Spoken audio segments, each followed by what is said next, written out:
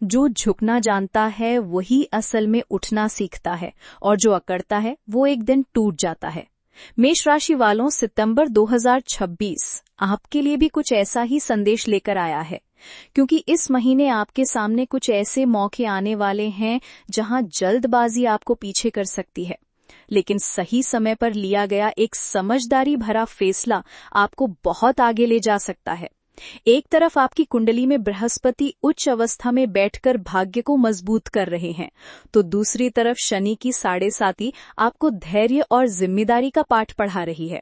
तो सवाल ये है, क्या सितंबर का महीना आपके लिए परेशानी लेकर आएगा या यही महीना आपकी जिंदगी में किसी बड़े बदलाव की शुरुआत करेगा?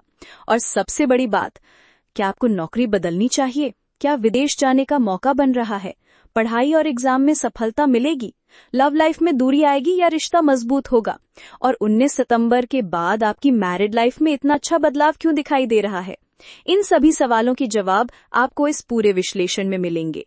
नमस्कार दोस्तों, मैं आप सबका अपने चैनल में हार्दिक अभिनंदन करती हूँ। आज का ये ज्योतिष का कार्यक्रम मेष राशि यानी एरीज के लिए है और ये आपके लिए बहुत विशेष कार्यक्रम है। मेष राशि, सितंबर 2026 आपके लिए कैसा रहेगा, मैं आपको बहुत डिटेल में सब कुछ समझाने वाली हूँ। सितंबर के महीने में ग्रहों की यानी नवग्रहों की क्या स्थिति है, कौन सा ग्रह कब परिवर्तन करेगा और कौन सा ग्रह किस भाव में बैठकर आपके जीवन को प्रभावित करेगा, ये सब आपको आसान भाषा में समझाऊंगी। आपके जीवन के हर महत्वपूर्ण विषय, स्वास्थ्य, शिक्षा, प्रेम, वैवाहिक जीवन, भाग्य, करियर और बिजनेस, इन सभी पर सितंबर में ग्रहों का क्या प्रभाव रहेगा, ये हम एक एक करके जानेंगे। ये कार्यक्रम आपकी जन्म राशि यानी चंद्र राशि पर आधारित है। अगर आप अपनी व्यक्तिगत जन्म कुंडली के आधार पर विश्लेषण करवाना चाहते हैं तो उसका नंबर चैनल और वीडियो की डिस्क्रिप्शन में दिया गया है। तो चलिए दोस्तों, बिना समय गंवाए सबसे पहले देखते हैं कि सितंबर 2026 में मेष राशि की कुंडली में ग्रहों की पूरी स्थिति क्या रहने वाली है। सितंबर का महीना 2026 मेष राशि के लिए कैसा रहेगा? आपकी मेष राशि है और आपकी राशि स्वामी है मंगल ग्रह यानी मार्स। मंगल 3rd हाउस में है और 19 सितंबर को ये 4th हाउस में आ जाएंगे। मंगल ग्रह 19 सितंबर को 4th हाउस में प्रवेश करेंगे आपके। बृहस्पति आपके 4th हाउस में है। 5th हाउस में सूर्य, केतु और बुध स्थित हैं। 7th हाउस में आपके शुक्र विराजमान है। 12वें हाउस में शनि है और आपकी 7.5 का पहला चरण चल रहा है। ओके, और आपके 11वें हाउस में राहु विराजमान है। अब जब आपने सितंबर में ग्रहों की पूरी स्थिति समझ ली है, तो सबसे पहले ये जानना बहुत जरूरी है कि इन ग्रहों का असर आपकी सेहत और इम्यूनिटी पर कैसा पड़ेगा, क्योंकि जब स्वास्थ्य मजबूत होता है तभी इंसान बाकी मौकों का सही फायदा उठा पाता है। तो चलिए सबसे पहले जानते हैं सितंबर में मेष राशि वालों की हेल्थ कैसी रहेगी। 1st हाउस होता है दोस्तों इम्यूनिटी का। 1st हाउस सेल्फ को दर्शाता है, आपका नेचर बताता है। 1st हाउस ये भी बताता है कि आपकी इम्यूनिटी कैसी रहेगी। 1st हाउस के लॉर्ड बनते हैं मंगल ग्रह, जो कि इस समय 3rd हाउस में है। देखिए, 3rd हाउस साहस और पराक्रम का होता है। 3rd हाउस को स्ट्रेंथ का भी घर माना जाता है और जब मंगल 3rd हाउस में बैठते हैं तो इंसान को स्ट्रेंथ देते हैं, पराक्रम देते हैं, इंसान को खाली नहीं बैठने देते, हमेशा काम करने के लिए प्रेरित करते हैं। मंगल 3rd हाउस में व्यक्ति को बहुत एक्टिव बना देते हैं और इसी वजह से कभी कभी इंसान थोड़ा थक भी जाता है, लेकिन स्वास्थ्य खराब नहीं है क्योंकि मंगल को 3rd हाउस में अच्छा माना जाता है। मंगल 3rd हाउस में अच्छे माने जाते हैं, इसलिए स्वास्थ्य को लेकर कोई बड़ी चिंता नहीं है। लेकिन 5th हाउस के स्वामी सूर्य 5th हाउस में है और 17 सितंबर के बाद छठे घर में जाएंगे। बृहस्पति आपके केंद्र में है। हाँ, 17 सितंबर के बाद जब सूर्य, जो कि 5th लॉर्ड हैं, छठे घर में जाएंगे, तब आपको स्टमक से जुड़ी समस्याओं के लिए ऑयली चीजों को अवॉइड करना होगा। 17 सितंबर के बाद जब सूर्य छठे घर में जाएंगे, तब आपको स्टमक रिलेटेड समस्याएं जैसे ब्लोटिंग, कॉन्स्टिपेशन और डाइजेशन का ध्यान रखना होगा, क्योंकि जब भी 5th लॉर्ड की दृष्टि 12वें हाउस में पड़ती है और वे छठे घर में जाते हैं तो कहीं ना कहीं स्टमक से जुड़ी हल्की परेशानी हो सकती है। और शनि आपके 12वें घर में बैठे हैं। अच्छा, मुझे बताना, अगर आपकी जन्म कुंडली में शनि खराब है यानी नीच के हैं या डेबिलिटेटेड हैं, तो मार्च 2025 के बाद आपको एंकल पेन यानी पैरों में दर्द, जोड़ों में दर्द, मसल्स क्रैम्प्स जैसी समस्याएं बढ़ सकती हैं, या फिर आपको जल्दी जल्दी कफ, कोल्ड या फीवर होने लगे, तो आप समझ जाइए कि आपकी जन्म कुंडली में शनि की स्थिति मजबूत नहीं है। अगर आपके साथ ये मार्च 2025 के बाद हो रहा है तो कमेंट जरूर कीजिएगा। और अभी भी आपको ध्यान रखना है कि शनि 12वें घर में होने की वजह से समस्याएं दे सकते हैं। मैं 7.5 के पहले चरण की बात कर रही हूँ। स्वास्थ्य के मामले में बड़ी चिंता दिखाई नहीं दे रही, लेकिन 17 सितंबर के बाद आपको कुछ बातों का ध्यान जरूर रखना होगा। अब सवाल यह है कि जिस समय सूर्य आपके पंचम भाव में है, क्या वही समय आपकी पढ़ाई, एग्जाम और बड़े फैसलों के लिए भी खास है? तो चलिए अब जानते हैं मेष राशि वालों की पढ़ाई सितंबर में कैसी रहेगी और किस तारीख से पहले बड़ा फैसला लेना आपके लिए बेहतर होगा। स्टडी की बात करें तो मेष राशि वालों के लिए पंचम भाव पढ़ाई का भाव होता है, जहां पर सूर्य, बुध और केतु बैठे हैं। पंचम भाव में सूर्य बहुत अच्छे हैं क्योंकि सूर्य नव ग्रहों के राजा हैं और अपने ही घर यानी सिंह राशि में बैठे हैं। लेकिन सूर्य यहां 16 सितंबर तक रहेंगे। इसलिए अगर आप पढ़ाई से जुड़ा कोई बड़ा काम करना चाहते हैं, जैसे किसी बड़े संस्थान में एडमिशन लेना है, कोचिंग ज्वाइन करनी है या पढ़ाई से जुड़ा कोई बड़ा फैसला लेना है, तो मैं आपको निश्चित रूप से कहूंगी कि 17 तारीख से पहले कर लें।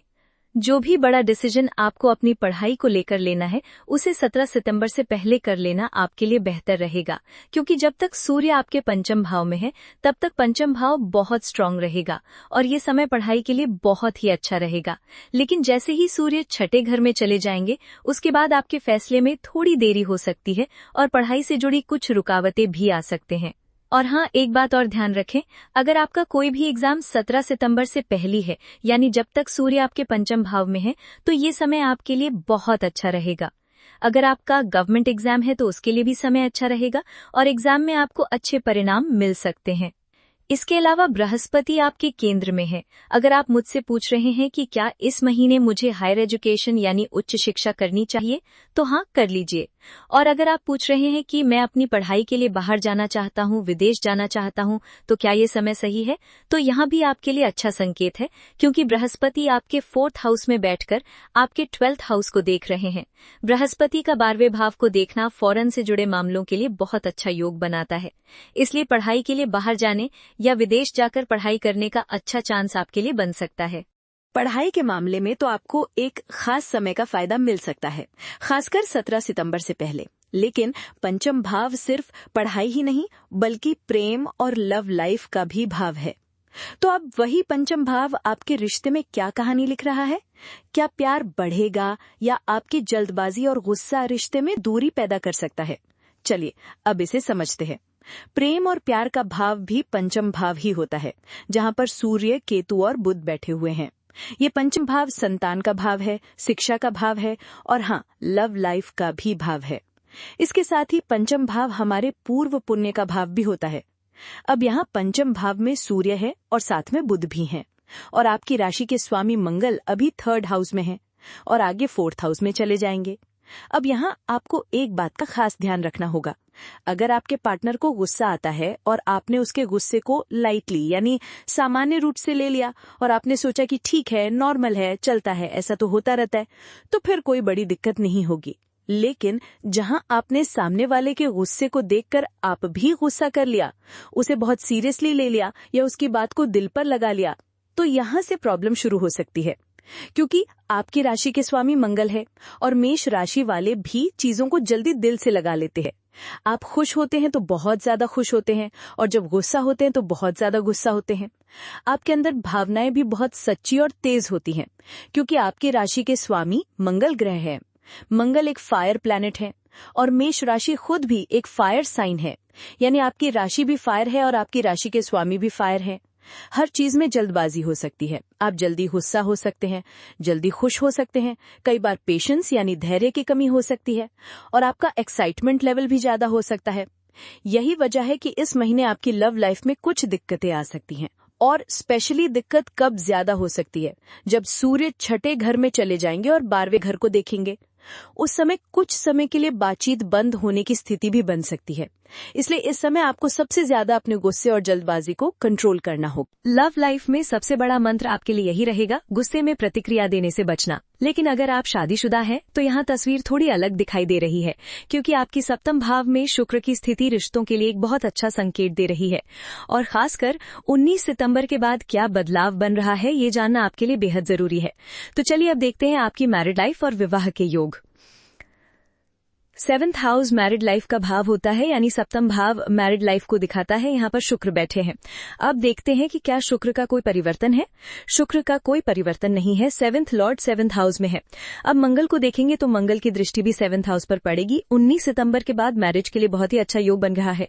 मैरिड लाइफ के लिए भी ये समय बहुत अच्छा रहेगा, क्योंकि 7th लॉर्ड शुक्र है और शुक्र 7th हाउस में ही बैठे हैं और यहाँ पर मंगल की दृष्टि भी पड़ेगी, जो कि फर्स्ट लॉर्ड यानी लग्न के स्वामी है। मुझे यहाँ ऐसा दिखाई दे रहा है कि जब शुक्र 7th हाउस में बैठे हैं तो ये स्थिति वैवाहिक जीवन को अच्छा बनाने वाली है। ये आपके मैरिड लाइफ को बेहतर बनाने में मदद करेगी। और अगर पहले आपके मैरिड लाइफ में कुछ प्रॉब्लम थी या कोई परेशानी चल रही थी तो ये महीना उस रिश्ते को अच्छा कमबैक देने के लिए बेहतर समय हो सकता है। अगर आप अपने लाइफ पार्टनर के साथ मिलकर कुछ प्लानिंग कर रहे हैं तो ये भी आपके लिए अच्छा रहेगा, चाहे वो आपके फ्यूचर को लेकर प्लानिंग हो या प्रेजेंट को लेकर। अगर आप दोनों मिलकर कोई बड़ी प्लानिंग कर रहे हैं तो that is very nice for you. ये महीना आपके लिए बहुत अच्छा रहेगा, क्योंकि शुक्र 7th हाउस में बैठे हैं। मैरिड लाइफ को लेकर ये महीना बहुत बहुत बेस्ट है। अगर पहले कुछ प्रॉब्लम थी तो इस महीने आप उसे सुधारने और रिश्ते को बेहतर बनाने की कोशिश कर सकते हैं। ये समय बहुत अच्छा है। और यहाँ शुक्र अपने ही घर में आते हैं, मतलब शुक्र तुला राशि में आते हैं। मैरिड लाइफ में तो 19 सितंबर के बाद समय काफी बेहतर दिखाई दे रहा है, लेकिन अब आता है इस पूरे राशिफल का शायद सबसे महत्वपूर्ण हिस्सा, आपका भाग्य। क्योंकि आपकी कुंडली में भाग्य के स्वामी बृहस्पति उच्च अवस्था में बैठे हैं और करियर भाव पर उनकी दृष्टि पड़ रही है। तो क्या ये सिर्फ अच्छा समय है या आपके जीवन में कुछ बड़ा करने का मौका भी है? चलिए अब भाग्य, करियर और बिजनेस को विस्तार से समझते हैं। 9th हाउस लक यानी भाग्य का भाव होता है। इसे भाग्य स्थान माना जाता है। और 10th हाउस करियर और कार्य क्षेत्र का होता है। अब 9th लॉर्ड यानी भाग्य के स्वामी बृहस्पति बनते हैं। ये 4th हाउस में है। अब देखते हैं उनकी दृष्टि कहाँ कहाँ है। यानी 9th Lord Brihaspati 10th house को देख रहे हैं और 12th हाउस को भी देख रहे हैं। सबसे अच्छी बात यह है कि भाग्य के स्वामी बृहस्पति उच्च अवस्था में बैठे हैं और वो 4th हाउस में बैठे हैं। इस तरह का मौका फिर 12 साल बाद आएगा, क्योंकि बृहस्पति लगभग 1 साल तक एक राशि या एक हाउस में रहते हैं। और अभी बृहस्पति उच्च अवस्था में है, वो कर्क राशि में उच्च के होकर बैठे हैं। बाद में ये स्थिति दोबारा फिर 12 साल बाद मिलेगी।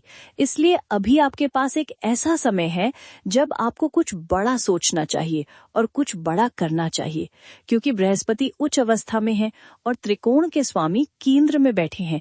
ये एक बहुत बड़ा राजयोग माना जाता है और इसकी वजह से आपका भाग्य बहुत अच्छा रह सकता है। अब शनि की 7.5 को थोड़ा साइड में कर लीजिए। शनि की 7.5 को लेकर बहुत बड़ा मुद्दा मत बनाइए, क्योंकि 7.5 हर व्यक्ति को खराब रिजल्ट नहीं देती।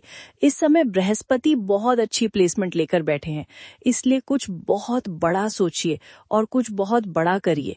आपका भाग्य अच्छा है। चाहे बात किसी इन्वेस्टमेंट की हो या आप कुछ बड़ा करने की सोच रहे हो, अगर आप कोई नई प्लानिंग कर रहे हैं तो मैं कहूंगी कि ये आपके लिए बहुत अच्छा टाइम फ्रेम है, क्योंकि इस समय बृहस्पति उच्च अवस्था में है। यानी आपका भाग्य 7वें आसमान पर हो सकता है। मेष राशि वालों, आपकी कुंडली में बस शनि खराब नहीं होने चाहिए। और हाँ, ये समय उन लोगों के लिए भी अच्छा है जो सोच रहे हैं कि मैं बाहर चला जाऊं या विदेश में जाकर कुछ करूं। जो लोग फॉरेन जाने की सोच रहे हैं उनके लिए भी ये समय बहुत बढ़िया रह सकता है। और अगर आप सोच रहे हैं कि मैं कोई शुभ कार्य, कोई मांगलिक कार्य या स्पिरिचुअल ट्रैवल या फिर लोगों की हेल्प और सहायता करूं, तो इन सभी कामों के लिए भी ये बहुत अच्छा समय है। भाग्य की बात करें तो यहाँ आपके लिए बहुत मजबूत संकेत दिखाई दे रहे हैं, लेकिन एक दिलचस्प बात है, भाग्य आपका साथ दे रहा है जबकि करियर का स्वामी शनि 12वें भाव में बैठा है। यानी किस्मत आपको आगे बढ़ने का मौका दे रही है, लेकिन मन बार बार कह रहा है कि मुझे कुछ बदलना है। तो क्या ये सिर्फ मन का भ्रम है या वास्तव में जॉब और करियर बदलने का समय आ चुका है? आइए अब इसे बिल्कुल साफ तरीके से समझते हैं। अगर मैं करियर के बारे में बात करूं तो 10th लॉर्ड शनि ग्रह बनते हैं। शनि ग्रह 12th हाउस में बैठे हैं। एक तरफ जितना आपका भाग्य साथ दे रहा है, उतना ही करियर के स्वामी शनि ग्रह 12th हाउस में बैठकर आपके मन को थोड़ा डाइवर्ट कर रहे हैं। मतलब कार्य क्षेत्र और करियर को लेकर आपके मन में कुछ कंफ्यूजन या बदलाव की भावना बनी रह सकती है। आपके 10th Lord Shani 12th house में है। इस वजह से कभी कभी आपका काम में मन नहीं लग रहा होगा, या तो आपको वहां का एनवायरनमेंट समझ नहीं आ रहा। अगर एनवायरनमेंट समझ आ रहा है तो काम समझ नहीं आ रहा, और अगर काम समझ आ रहा है तो लोग समझ नहीं आ रहे। यानी कहीं ना कहीं आपको अपने वर्किंग प्लेस को लेके कोई ना कोई कंप्लेन या परेशानी हो सकती है, क्योंकि ये जो 10th Lord Shani 12th house में बैठे हैं, ये स्थिति व्यक्ति के मन में काम बदलने की इच्छा पैदा कर सकती है। जैसे ही आपकी शनि की 7.5 लगी है ना, आपके मन में एक भावना आ रही है, I want change, I want change. जब से आपकी शनि की 7.5 मार्च 2025 से शुरू हुई है, तब से आप सोच रहे होंगे कि मैं कुछ चेंज कर लेता हूँ। या हो सकता है कि आपने ऑलरेडी चेंज कर लिया हो, या फिर अभी भी सोच रहे होंगे मैं चेंज कर लेता हूँ। और डेफिनेटली चेंज करने की पॉसिबिलिटी बहुत अच्छी है। हो सकता है कि आपको एमएनसी कंपनी में जॉब मिल जाए, या आप अपने आप जॉब चेंज कर लें, या ले ऑफ हो जाए, या किसी और वजह से कुछ ना कुछ बदलाव हो जाए। मतलब जब जब 10th Lord Shani 12th house में होता है, तब व्यक्ति के जीवन में किसी न किसी तरह का चेंज हो ही जाता है, या कम से कम मन में चेंज करने की इच्छा और फीलिंग आती रहती है। अभी आपका भाग्य अच्छा है, इसलिए अगर आप जॉब या करियर में चेंज करना चाहते हैं तो डेफिनेटली आपको चेंज करना चाहिए। मौका है, दस्तूर है, सब कुछ है, इसलिए आपको चेंज करना चाहिए, ठीक है। लेकिन अगर जन्म कुंडली में शनि खराब होंगे तो फिर वही बात है कि आपको जिम्मेदारियां ज्यादा मिल सकती हैं, आप पर रिस्पॉन्सिबिलिटी बढ़ सकती है, और आपके टारगेट्स भी थोड़े ज्यादा हो सकते हैं। करियर में बदलाव की संभावना तो मजबूत दिखाई दे रही है, लेकिन अगर आप नौकरी नहीं करते और बिजनेस करते हैं तो आपके लिए सितंबर का समय कैसा रहेगा? खासकर 7 सितंबर के बाद बुध का परिवर्तन आपके व्यापार को किस तरह प्रभावित कर सकता है, और कौन से बिजनेस इस समय सबसे ज्यादा फायदा उठा सकते हैं? चलिए बात करते हैं बिजनेस की। बुध आपके 6th हाउस में ट्रांजिट करेंगे सितंबर 7 को। बिजनेस को लेकर ये महीना अच्छा है, और 7 सितंबर के बाद समय और अच्छा रहेगा। अब अगर आपके शत्रु बन रहे हैं तो बनने दो, क्योंकि आपको कुछ फर्क नहीं पड़ेगा, क्योंकि ये बुध जो आपके 6th हाउस में आ रहे हैं वो ऋण, रोग और शत्रु से जुड़े भाव में आकर शत्रुओं पर विजय दिलाने में मदद कर सकते हैं। इसलिए व्यापार अच्छा चल सकता है। खासकर अगर आपका बिजनेस फॉरेन से कनेक्टेड है, यानी विदेशी गतिविधियों से जुड़ा हुआ है, तो समय अच्छा रहेगा। अगर आपका इम्पोर्ट एक्सपोर्ट का काम है तो भी अच्छा रहेगा। अगर आपका लोहे का काम है तो भी अच्छा रहेगा। अगर आपका मैन्युफैक्चरिंग का काम है तो भी अच्छा रहेगा। अगर आपका काम शुक्र से रिलेटेड है तो भी अच्छा रहेगा, जैसे डिजाइनिंग का काम, फोटोग्राफी, वीडियोग्राफी, है ना, या फिर कोई चमकती धमकती चीजों का काम है, अगर ज्वेलरी का काम है तो वो भी अच्छा चलेगा। तो डेफिनेटली चलेगा, क्योंकि शुक्र बहुत अच्छे हैं।